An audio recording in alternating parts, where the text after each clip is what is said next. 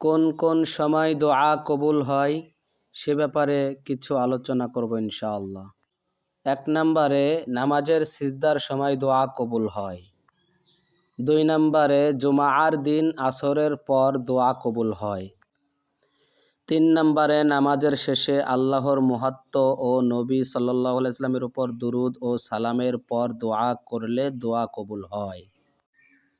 4 নম্বরে আজান ও ইকামতের মধ্যবর্তী সময়ের দোয়া কখনো প্রত্যাখ্যান করা হয় না, অর্থাৎ দোয়া কবুল হয়।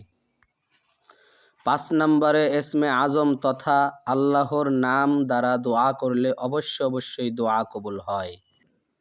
6 নম্বরে আজানের সময়ের দোয়া অবশ্যই কবুল করা হয়।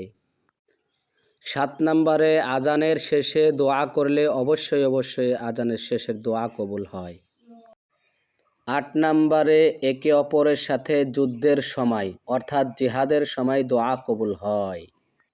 9 নম্বরে বৃষ্টির সময় অবশ্যই দোয়া কবুল করা হয়।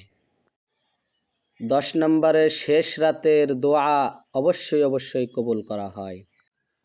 11 নম্বরে ফজরের নামাজের পরবর্তী দোয়া কবুল করা হয়। 12 নম্বরে ন্যায়পরায়ণ শাসকের দোয়া কবুল করা হয়।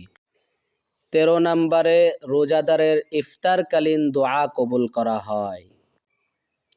14 নম্বরে সন্তানদের উপর পিতামাতার অভিশাপের দোয়া কবুল হয়। 15 নম্বরে মাজলুম ব্যক্তির দোয়া কবুল হয়।